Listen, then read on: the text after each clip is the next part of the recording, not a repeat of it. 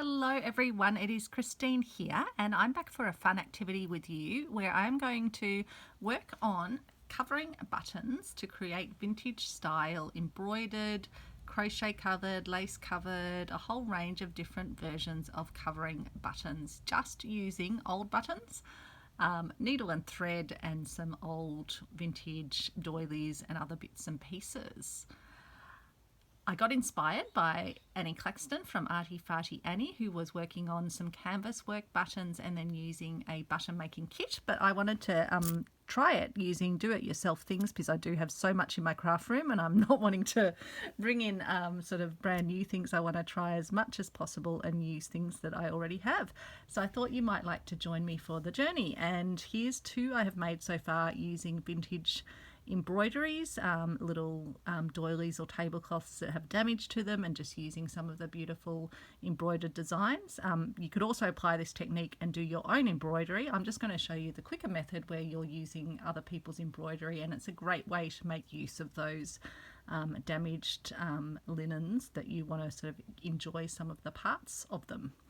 So this one I made just using a flat button, and as you can see it's got a little bit of extra depth at the back, but it would sit really beautifully on, let's just grab something, let's even just pretend it was on this. It's going to sort of sink down into the fabric, and when you stitch it on you can even put a few stitches around the edge of it. So I thought that's really sweet. It was a little leaf insignia. I'm just seeing if I can find what it came off. It came off this one. Yeah, I think it was one of the sections from here, which is just an old bit of a tablecloth which has been sort of nibbled into and eaten parts out of for my stitchery projects. And then this one I used one of these domed buttons that I have quite a few of, and I really like the effect of turning it upside down, so not the way it would normally be, and then putting the embroidery over the top of it. And then the back's actually quite nice and flat, and I will show you how, if you want to have a fully finished back, you could then add a piece of felt, or otherwise have a piece of the linen but turn the edges in and applique it onto the back so you get a fully finished piece. So we can do that a bit later on, but let's start out and let's do a covering of a button from get-go. So here I've got a little piece, let's just move some buttons out of the way.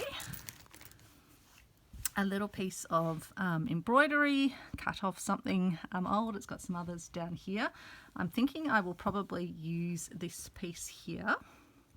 So what I'm going to do is flip over to the back, and I want to draw myself a little sort of margin around it, which is where I will cut it out. I'm using my friction marker, but it won't matter really because you're not going to see this on the front. So I've drawn myself a shape around it. And be careful when you cut this stuff out because you can actually use this beautiful linen as well for other little projects, so don't throw it away.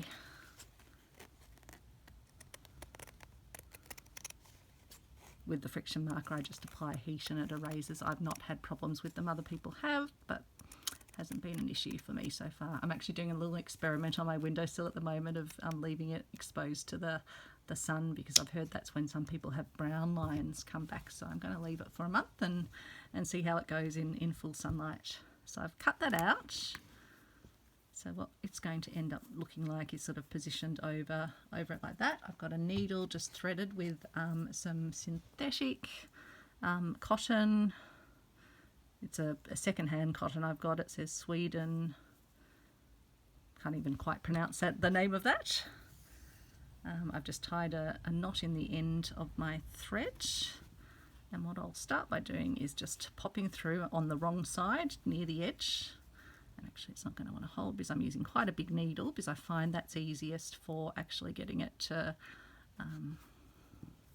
through. Now I just need to get this little knot to stay in place. So I'm just putting an extra little stitch in and just tying a little sort of knot by passing my needle back through it. I'll get rid of my little tail piece because I don't really need that at this point. And so I'm then going to place the button down. This is on the back of the fabric with the curved side up, because that's the side I want facing up. And then I'm just going to jump across to the other side of the linen and put a stitch in. I'm then just going to hold it with my fingers as best as I can, although it doesn't matter because we'll be repositioning it sort of as we go, but I just want to keep the button in there. And then I'm going to pop up to the top and put a stitch in there. And then I'm going to come down and put a stitch as best as I can across from it, just slightly in from where the margin of the linen is. And don't worry if it jumps around like that, you'll be able to just sort of, yeah, give it a little pull and get it starting to come together. I'm just going to give it a pull, and then I'm going to go to one of the other corners and bring that in, and then to the opposite corner, put a stitch in and bring that in. And you probably need to just, as you go, just sort of position it so that it's relatively equal sort of distance at the back, because it will move a bit as you work it. So now going to another corner and then going to the opposite corner from that, the bit that doesn't have a stitch in it yet. And again, just putting the stitch through just near the edge. And then I'm just going to now start putting some stitches sort of through to catch in and bring in any of the bits that are pointing out.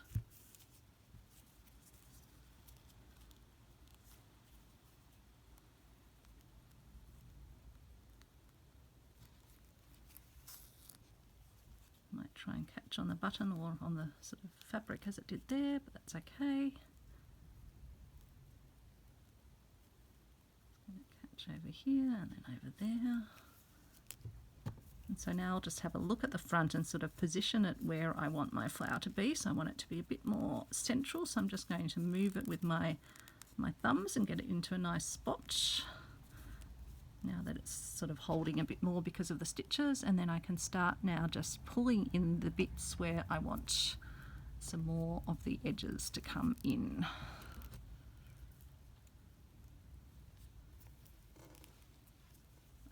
Sure it's not moving too much from where we want it to be. So I want these bits. So I'm just going to put a stitch across that way because I just want this little bit to pull in a bit more and be a bit flatter, I think. Oops, we've ended up with one across here, whereas we actually wanted across the back.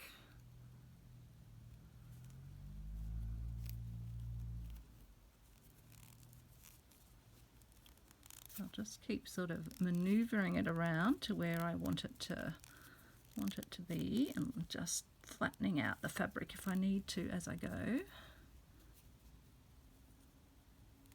So I'll put another stitch in here. Oops, just unthreaded my needle.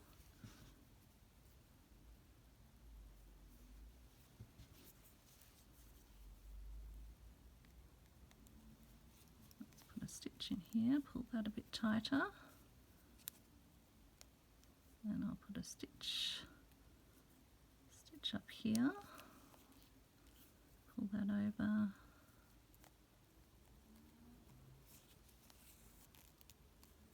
so just going to work around, just putting stitches in till I'm happy that it's all sort of sitting the way I want it to sit and looking nice and sort of tight, and no little pointy bits at the side. So there's a little pointy bit there, so I want to put a stitch in there to pull that in. There's a little pointy bit up here, so I just want to put a stitch in, pull.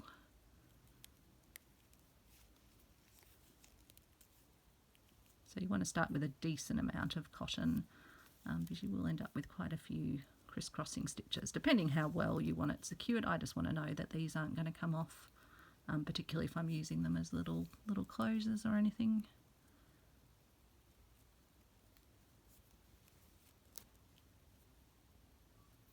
And I'm not making these to be washed. If you were, you'd probably need to use, because I don't think felt is really made for washing, so you might need to back it with something else like a piece of needle turned in applique.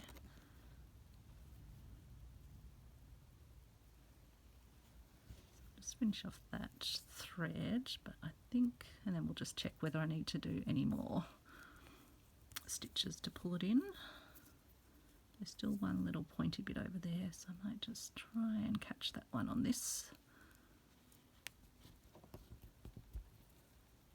Just give that a little pull, and then I think I better be tying off my thread now. Oops, so let's just tie it off and give it a nice tight pull as we do, so that it stays tight, and then we'll have a look, and if we want to put a few more stitches in, and we can also sew the little bit of felt on as the backing just to show you how that works. So I'm just going to smooth it round a smidge, move it a smidge over, and I just want to massage that little tiny bump up there a tiny bit to get that bump out. But otherwise I think that's quite sweet. I like that it's got a little bit of stem in it, but I think that's actually pretty good. There's just a tiniest little bump there, but I think that's just me being a bit of a perfectionist, which normally I'm not.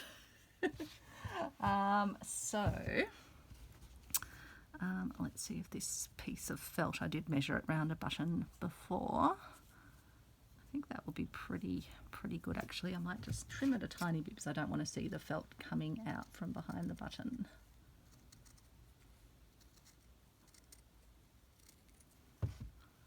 And if we put that on, and then after this we can have a go at doing a crochet covered button. I think we'll see as many different varieties as we can get done in an hour.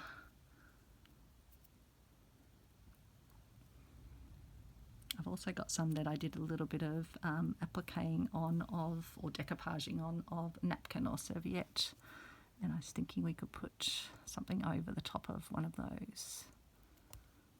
Oops, I'll just bring my needle out underneath the felt so we hide the tail of it, and then what I'll do is just go around the edge. Oops, get rid of my, and just put some little whip stitches catching the felt and catching the fabric. And this will just give a finished little surface. That way if you were gifting it to someone, for example, to use in their stitchery, the felt will be quite easy to stitch into when they attach it to their work or whatever they want to use it for. But also it just gives a bit more of a finished look on the back. But yeah, equally you could draw a circle around your button with a bit of extra width around it, and then sort of snip the edges in so that you could fold them in and then applique that on. But felt's just great because it doesn't have raw edges, so it doesn't fray or anything, so you don't have to turn the edges in.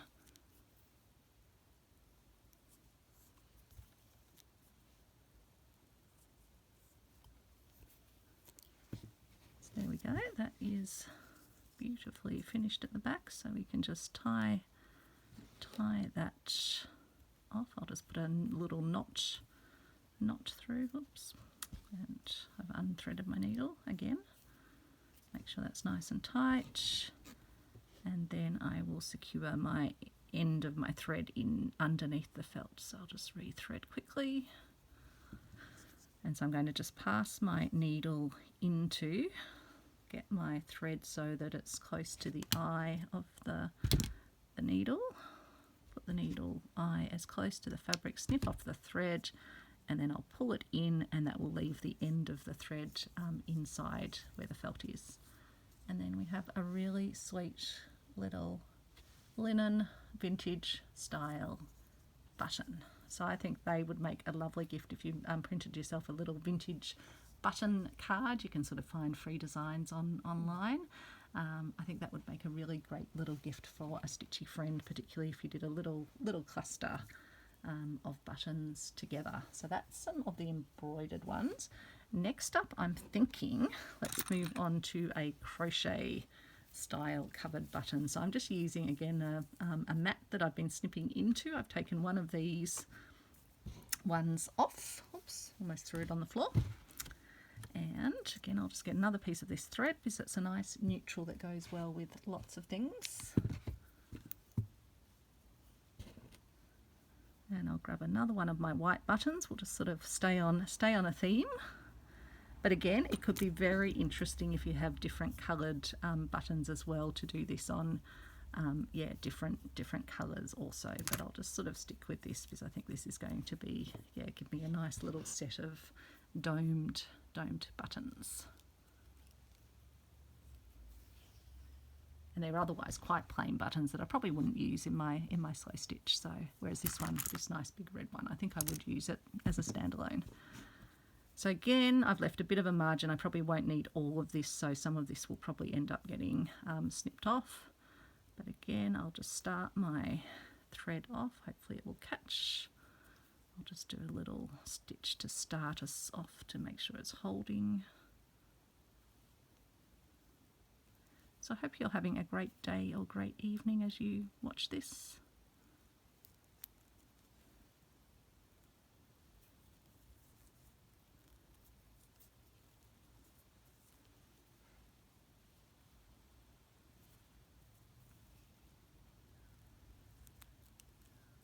So yeah, I think I'm going to actually need to trim a bit more off the edge of this. So let me actually just do that first of all, because I think that's going to give me too much bulk.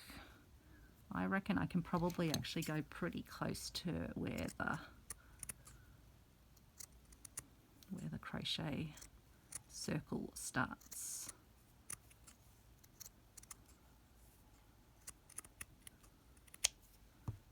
I've got all little wobbly bits, but that's okay. It's all just par for the course, isn't it, when I'm when I'm working? Okay, as is unthreading my needle, but that's okay. It's a big-eyed needle, so it shouldn't take too long to thread up.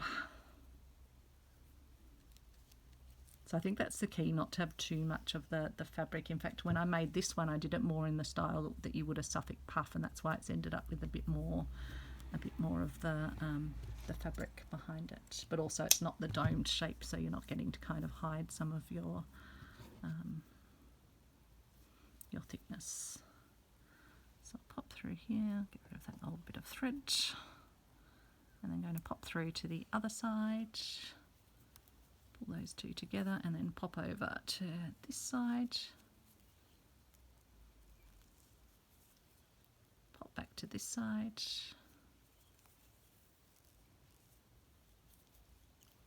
So I love doing these things that, yeah, repurpose things and are going to give us some really beautiful little things to have in it. I like to keep them in little jars near my desk and then add them to my projects, and it's just so great when they're already prepared. And that way you can just sort of audition them when you're stitching away on something slow stitch or making a little project bag or whatever it is you're doing. This would equally work really well on junk journals as well. So I know there's a lot of people that are into slow stitch and junk journaling as well.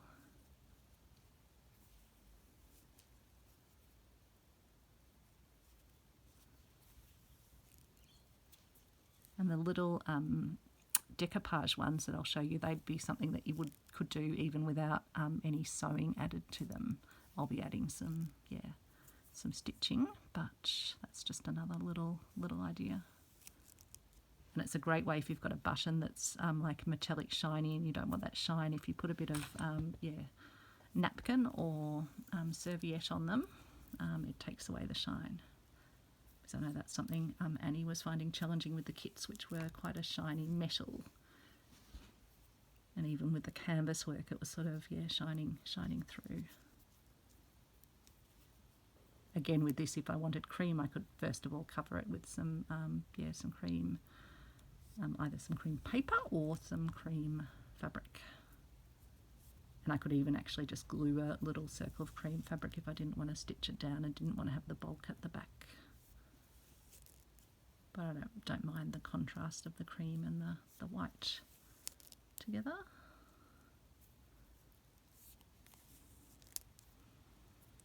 It's quite easy stitching the crochet one. And you just want to get it nice and central when it's a sort of a centralized design. So you want it just sitting sort of at the center of where those little buttonholes are. good thing about the crochet is that, yeah, it really doesn't tend to unravel, particularly when you've cut around something like a, yeah, sort of fully contained circle shape. I feel like I've left a loop there. Let me just stitch that loop down and unthread it again.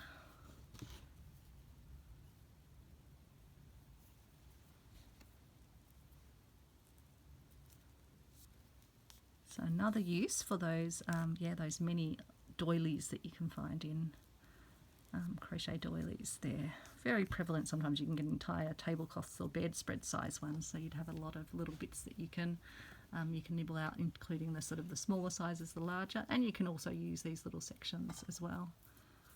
So there we go with that one. I'll probably just tie that one off there because I think that's well anchored, and then we can move on to our next one.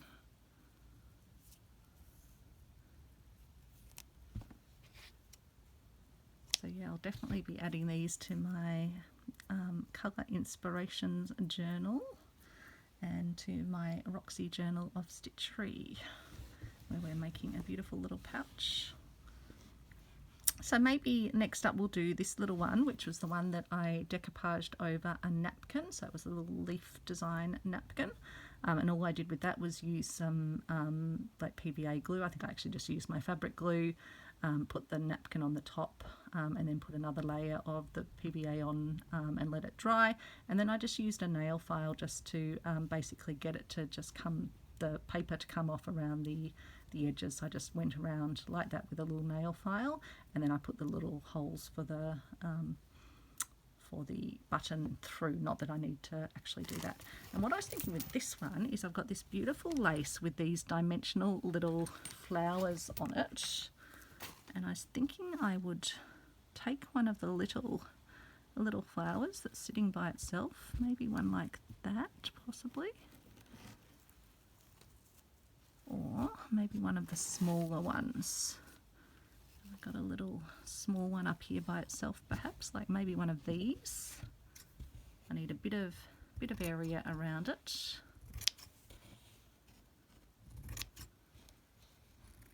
So it's on a very nice fine bridal tulle. These came from Silk and Stitch. And I think the tulle's going to add a really lovely, it will almost make what's underneath look like a fabric, because the tulle will give it that sort of sense of fabric, and you'll be able to see the little leaves but have the little dimensional flower coming off. So I think that's going to be a lot of fun. Now again, let's just perhaps trim around so that we don't have too much tulle around.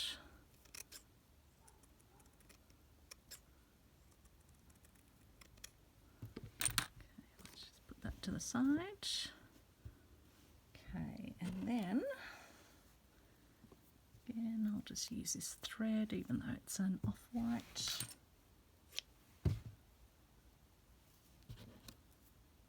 So have you tried making fabric covered buttons? Have you used a kit, or have you had a go doing it by hand?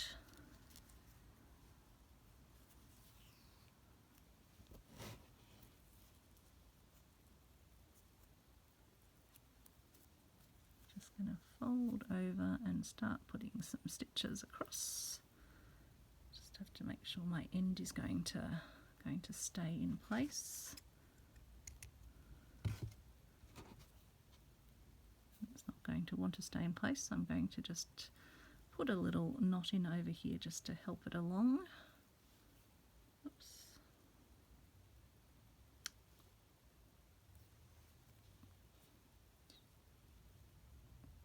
Two. Okay, we have a knot.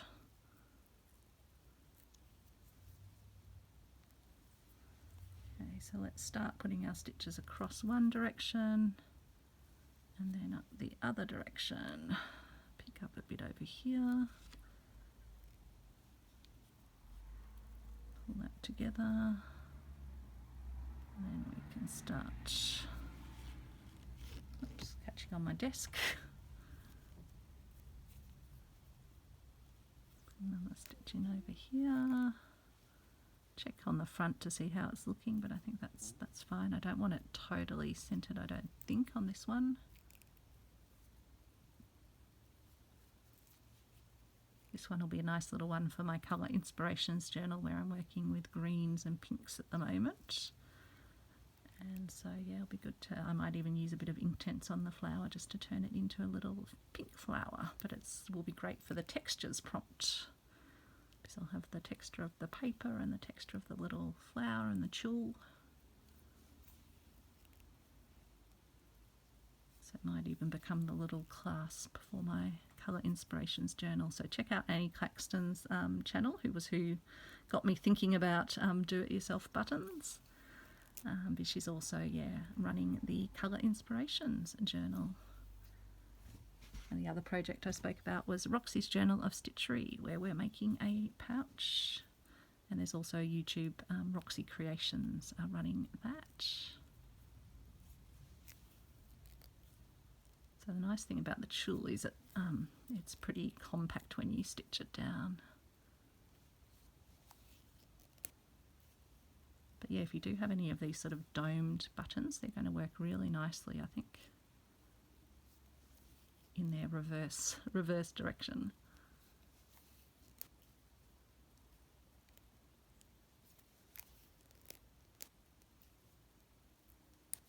Okay, so I'll just keep putting stitches in till we're happy that it's nice and secure, which I think I am. And again, if you wanted to put a backing on it, you absolutely could do that. As you can see, the tulle works really well and would work as well if you had a smaller little section of something that you wanted to anchor down. If we get time, we can do that. But yeah, you could use the tulle to hold it in place. But I just love that this is now a dimensional button, so it's coming off the surface almost like a little stepping stone or rock. Would have been great in our little down the garden path as well. I think that's incredibly sweet. We're getting a lovely little collection over there of goodies. So next up I'm going to use a different type of sort of crochet work, I think. I'm not sure exactly what type this is called, but it's got these lovely little flowers on it. So I'm going to cut in and take one of those off. Now what size do I need around it? Will I be able to get away with... I think I should be okay if I just take it up to the border with the other ones. So I think these have a bit of stretch in them. If not, we can use the trick of putting some tulle over it, but I think I'd quite like the texture of this. I'll just cut it with a bit more width at these sides in case I need it. Okay. I think we'll still be able to get it to go over. I think it's going to be all right. Let's see how we go. Get a new bit of thread. I'm keeping all my leftover threads in my Ort jar because I'm making an Ort ball bead each day. I'll share another video where I start to talk about some of my ideas for how you can use all these gorgeous Ort beads. I shared the making of one of them in one of my my perpetual calendar videos. So if you have a look at that playlist, you'll see it referenced in the title of one of those videos. So this won't be fully overlapping, but I think we're still going to be able to get it to wrap over, and then this would be one where you probably would put something on the back because the threads will just be sort of sitting across it. So I'm just going to go to the opposite diagonal corner to start to pull those in,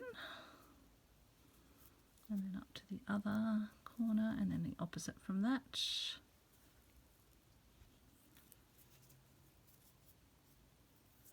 It's going to slip and slide around a bit as you start because plastic will do that with a cloth on it. But don't worry about that, it will start to get easier the more stitches you get in. And because it's slippy and slidey, you can sort of keep repositioning the cloth as you go anyway.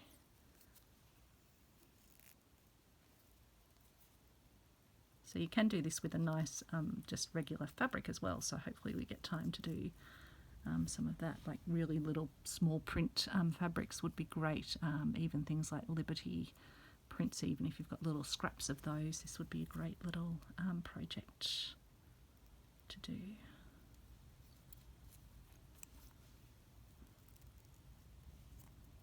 So if you do decide to do one of these, I'd love to see a picture of it. You can either join our little Facebook group that we had for our little dictionary of stitches, our little Stitchy friends group, or otherwise Annie Claxton has a most fabulous Discord community or Facebook community, so you'd be most welcome to share them in there as well, I'm sure, because we have fabulous, wonderful, creative people in that community who share all sorts of great projects.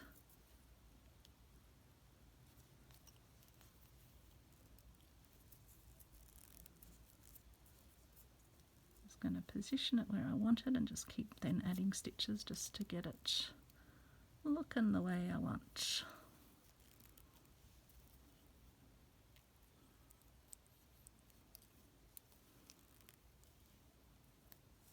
And just making sure that it's sort of securely, so there's no little loose ends of the where you've cut it hanging around.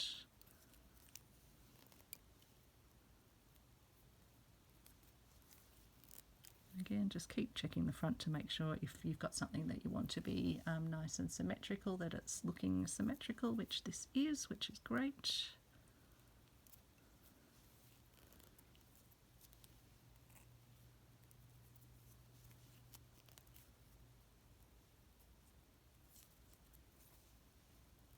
I'm going to get that little bit anchored down, that little bit over there, and then I reckon we're about done. I'll just tie it off. I can probably tie that off a bit better later on, but I think that's pretty secure.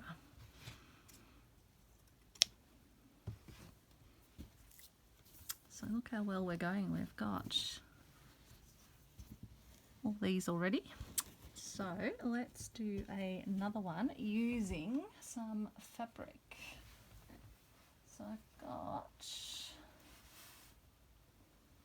this, which I don't know if it is a Liberty. It feels beautiful like a Liberty would, but it's got these sweet little designs on it, so I think cutting out round one of these ones would be quite good.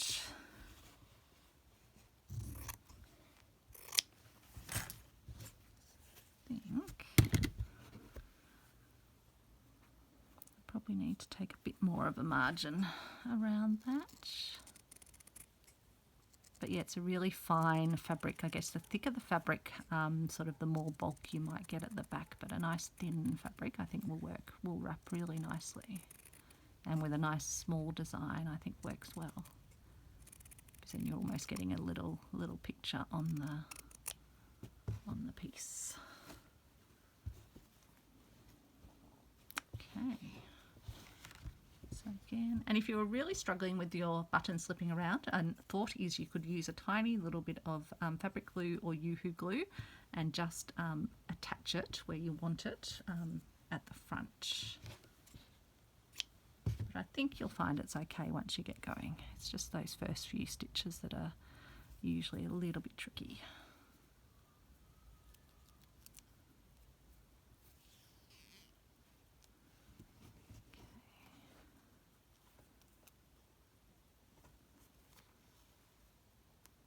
And I will have to do my usual thing because I am using a big needle of just getting a little knot in place to start. Little back stitch. Okay.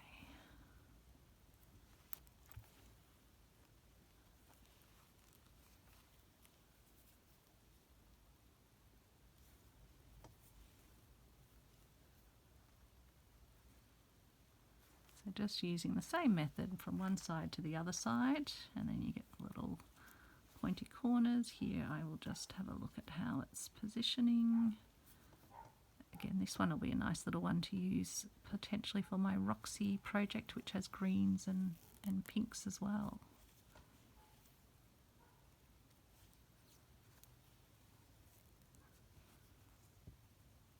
And I just want to, yeah, that's about right I think. And come up to this corner. So I probably could have had a tiny bit less fabric, but it's not going to be a problem for what I'm using it for.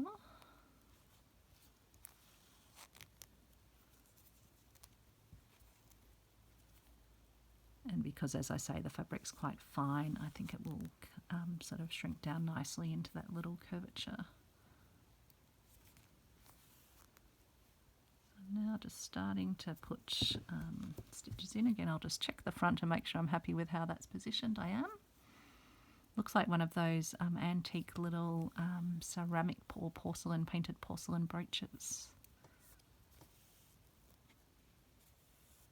Oops, there's our tail.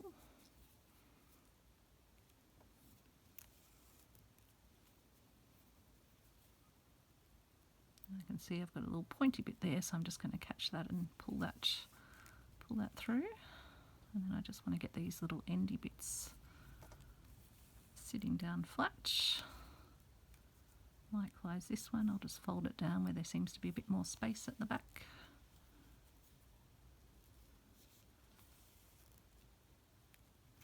Now I'll just have a look and see where I've got any little, there's a tiny little bump there, so I'm just going to come over and put a stitch in, and that will just pull that bump out. And then there's a couple of little bumpy bits down here, so I shall do the same. Put another little one in, and put another one in there. Okay.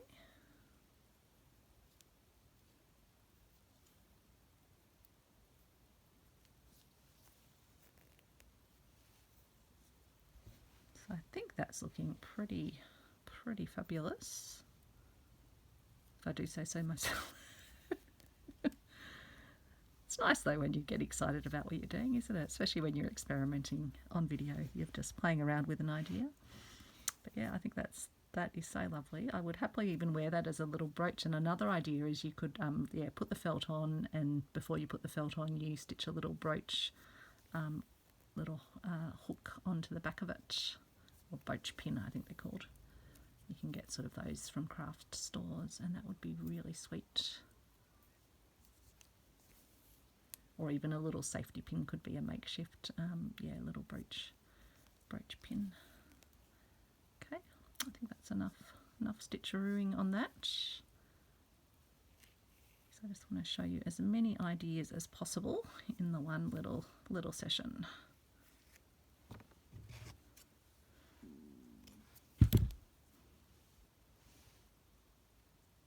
Beautiful, beautiful, beautiful. Okay, now another source, again I guess it's a fabric source, but is vintage hankies, or even just more newer hankies, because you can get really sweet little designs on those. So let's do this.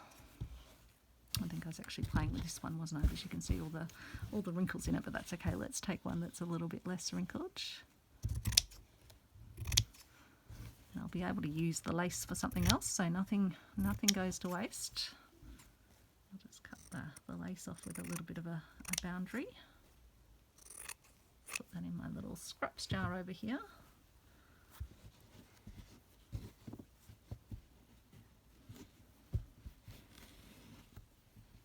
And again, I'll just sort of cut around. I'll work out where I want, and I want that sort of at the centre.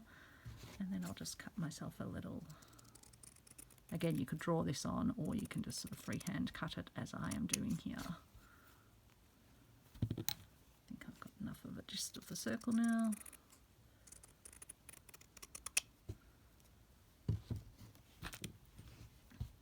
Okay, let's go.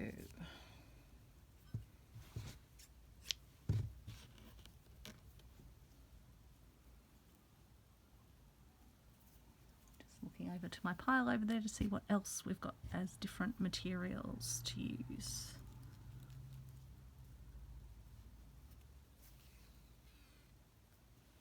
You could do very sort of rustic with hessian, although again that can be quite thick. But it depends what look you're going for, and you can do beautiful cross stitch on hessian. We did some lovely little hearts and other designs when we're doing our stitch along dictionary of stitches.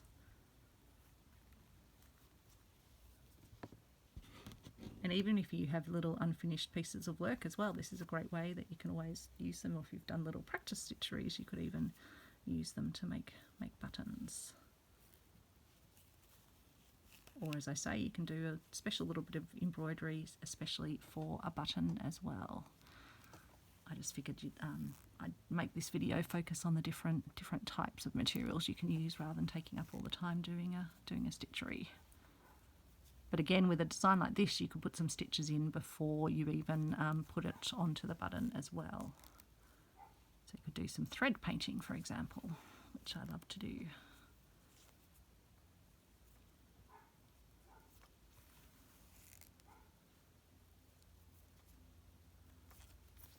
Yeah, I'll just have a look at the front and make sure it's positioned well. I think that's pretty good. So I might just slide it a tiny bit down because there's less design down here. So I'll just take a bit more of this over.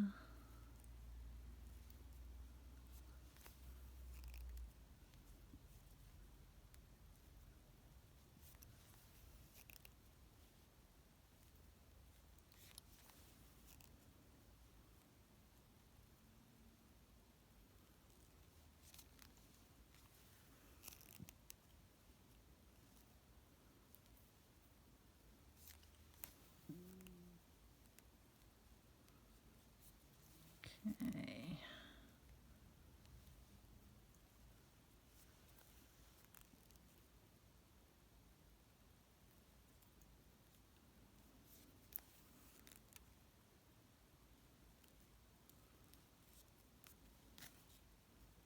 Oops, just unthreaded, didn't I?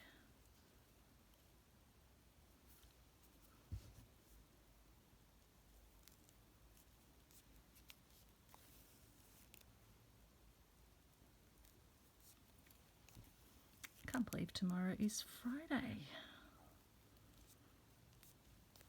Probably when you're watching it, it won't be. I don't know. Like this might get posted tonight, I'm not sure. Sometimes they take a long time to upload, so it all depends. Depends what else I've got in the queue.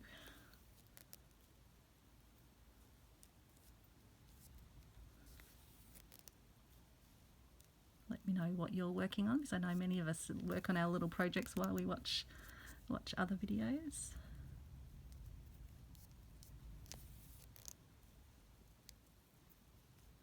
Let me know if you got some ideas from this video. It always helps me to know that the things I'm sharing are of interest to folks. I think it's of interest to the dog that's barking across the street. Okay, so that's all stitched down at the back, and we've got a beautiful little vintage hanky turned into a fabric covered vintage button.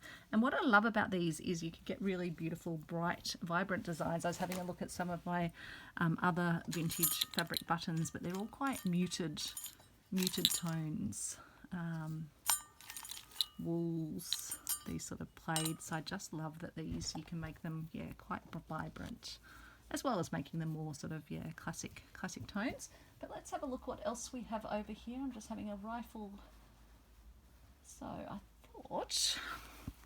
I think that'll be even beautiful. Speaking of less vibrant tones, I think it'll be beautiful to even use some of just this very neutral coloured stitching. So this one's got some stains on it, so I don't mind cutting into it. Again, I'll be able to use all sorts of parts of it for other things. Great thing is once you've cut in, then you're not going to be kind of hoarding it, you'll be actually using it. So it's great. This kind of just forces me. I don't sit there going, oh, will I cut in, won't I cut in? I just get on and cut in.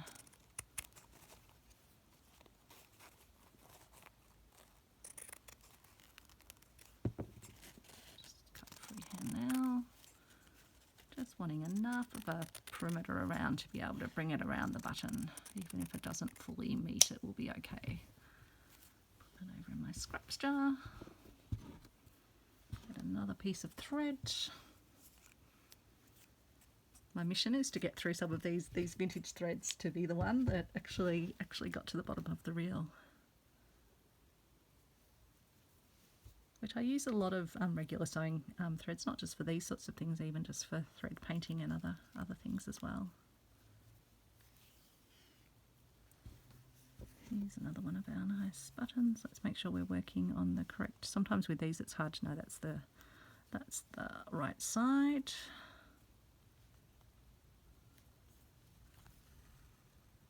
May not hold or will pull through.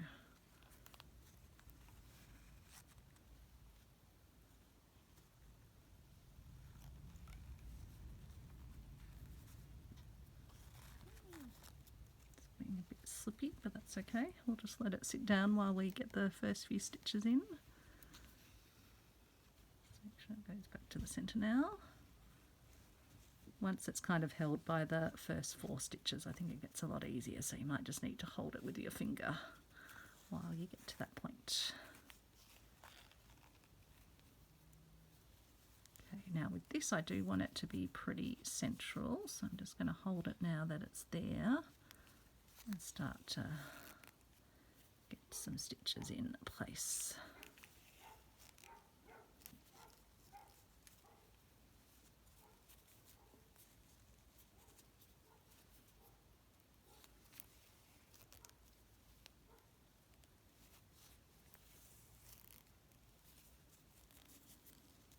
It's amazing, some of the stitches really start to pull it in as you go.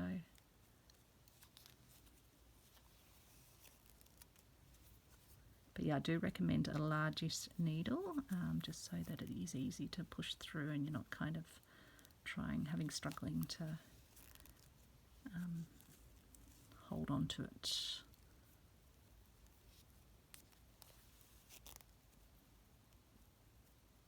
If you used quite a short one, I think it would be tricky as you're passing it through on across the width of the button. Now I'm just going to have a look at the front again and make sure I'm happy with the positioning. I think that's pretty good. I can see I've got some little pointy bits, so again I'm just going to take my needle over and pull the fabric tighter there, which should get it to come in and play ball. So I'm just putting a second stitch on the other side, and as you can see that's taken that lumpy bumpy bit out, and I'll do the next one over here and a second stitch as well. And always just checking the front to make sure you're not yanking your design too much in one direction, and you can always just sort of fix that up as you go.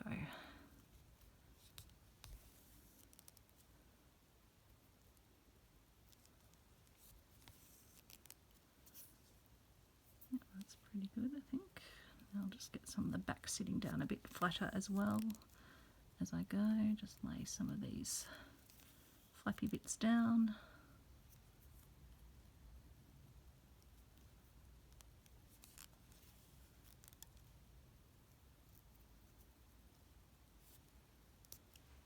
And again, feel free to put a backing piece on if you don't want to have the sort of the unfinished back on it.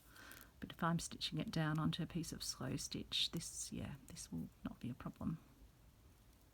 But if I'm turning it into a brooch or gifting it, then yeah, I will probably put a little backing piece on.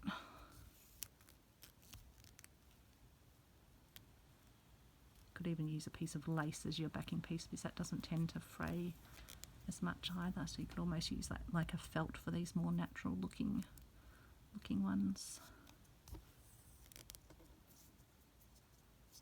That's pretty good. No bumpy bits around there, so I think we'll call that one done as well. Just put one more in there. You can actually start to tell because it starts to get quite tight, so you can sort of tell it's pretty well anchored down.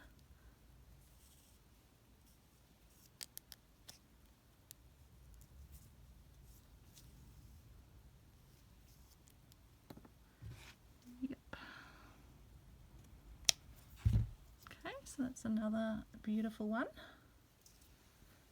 Okay, rifling through to the left of me, I've got those. We could have a go at doing a lace of some sort, or maybe a beaded, a more intricate beaded one. I've got some of this beautiful beaded fabric from Silk and Stitch.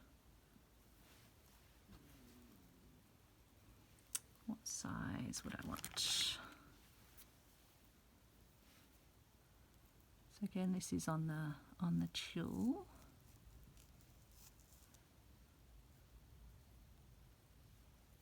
Quite like how those little bits almost sort of fringe out a little bit around it. I think that could be nice. nice, and it's near the edge, so let's chopperoo this off.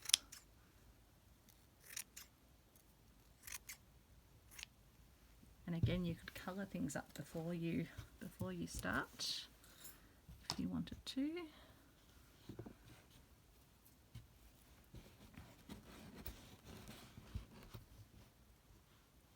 Probably don't need all of that width around it, so I will take these little sequins. I'll just cut between the sequins and the beads. The little beads that are there will probably come off on the leaves, but that's okay. I can save them and use them for something else.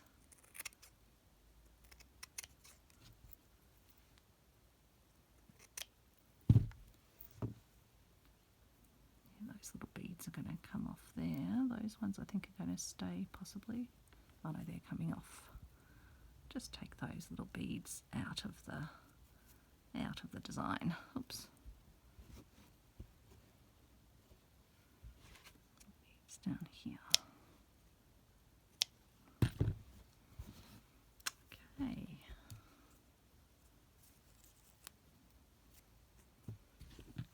I'll get myself a good amount of thread to start.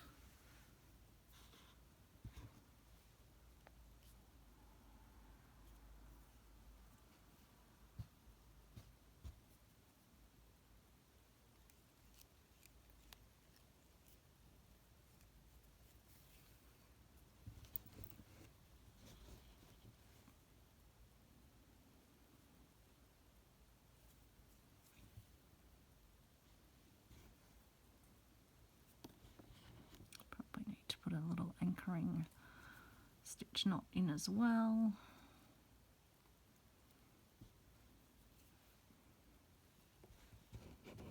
And then again, we just start the process of putting our stitches across. It will wiggle around like a worm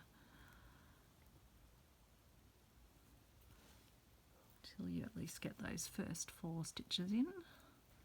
Now I'll want to position it so it's sitting nicely.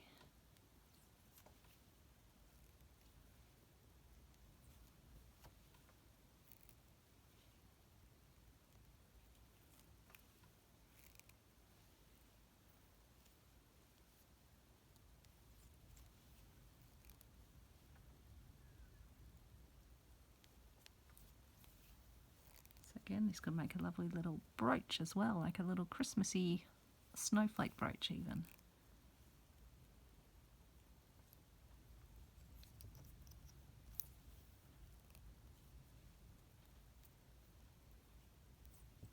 It's almost like a little icicle. So it could be lovely to add to a little winter piece as well.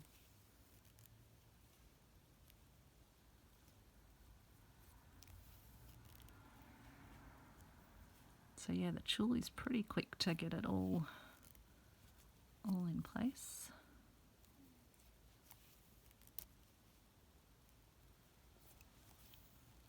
And it does shrink beautifully into the back of the button, the domed button. There we go. I think that's pretty good. I think that's pretty central. And then yeah, I can think whether I leave the little these bits out, or I think I'll drag them round so they come underneath. Oops. Luckily it was attached to my thread. It tried to jump off the desk.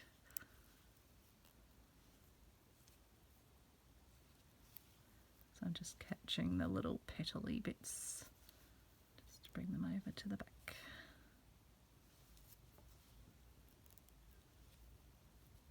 Again, up to you whether you'd want to have that sort of extra little bit of texture.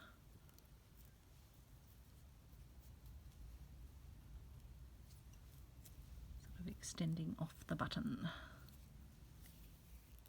But I think it's fun to do these sort of, yeah, dimensional buttons.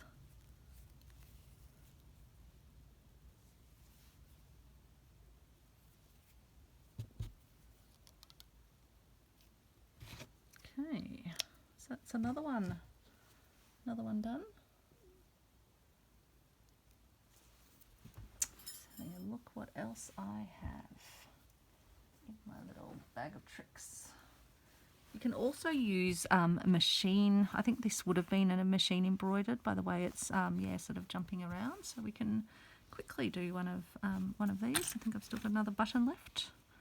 Machine embroidered. Where will I pick one out from here? I think I can take that one.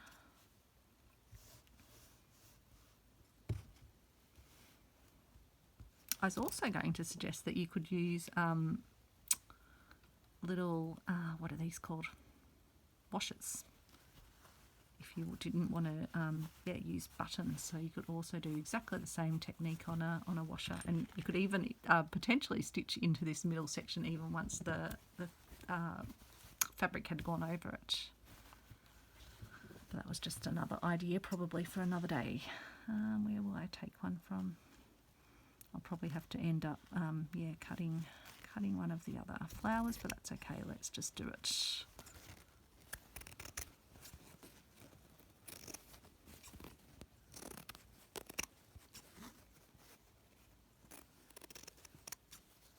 So yeah, really anything that's got a nice either embroidery on it or pattern, or that you want to embroider on, anything can be used for these. Sort of think of it as a canvas. And yeah, have a good rifle through. Op shops or thrift stores or charity stores are great places to get buttons, and buttons of all shapes and sizes. I always like a op shop where they've got a big jar of buttons and you can have a good rifle through. Or bulk bags of them where you get a whole lot.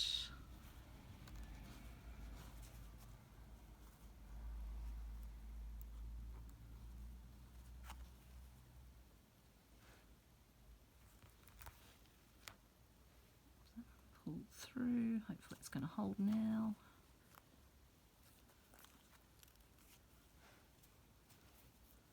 Just put some initial stitches in, then we'll work out the positioning.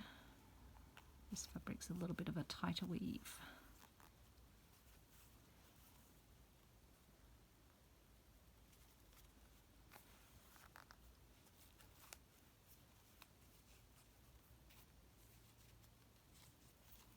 We want to bring that bit fully over so I don't have that blue flower on the front.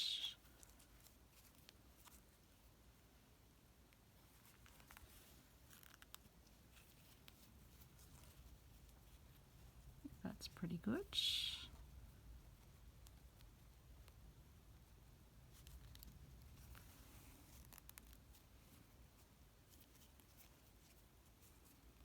Let's just make sure it doesn't slide too far up.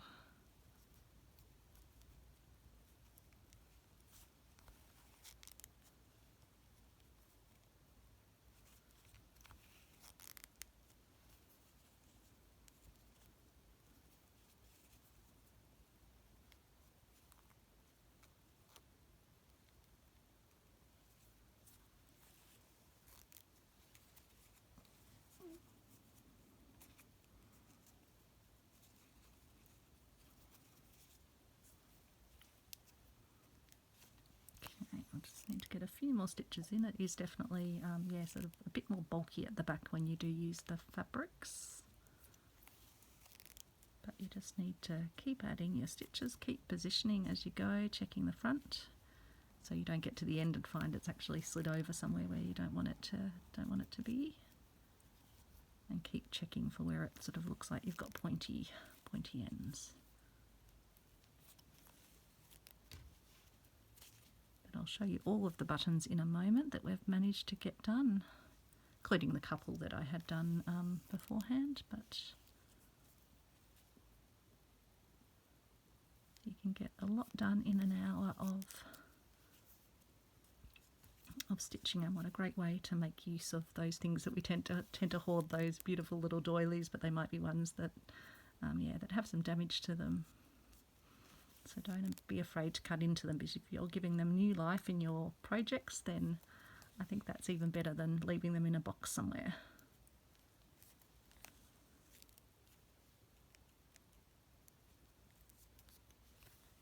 Obviously, if they're sort of family heirloom pieces, don't chop them up. Like I would struggle to chop up one of Nana's, but I'm happy to chop up ones from yeah, from the thrift store.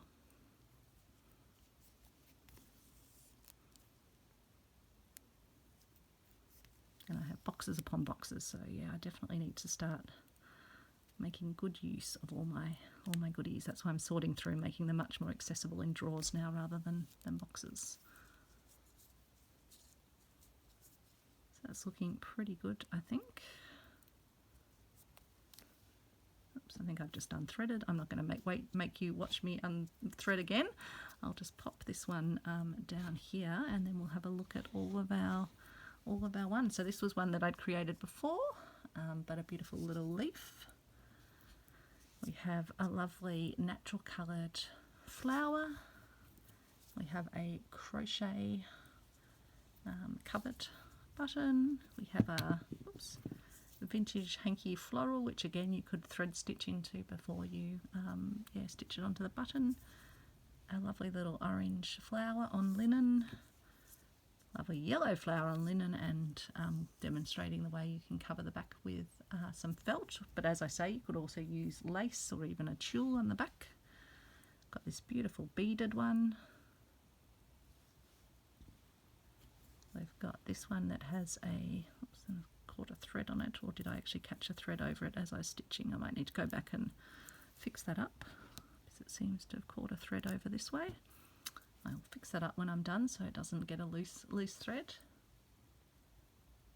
There's that one, and then a lovely Liberty type fabric. It might not be Liberty, but really nice and fine with a little seam.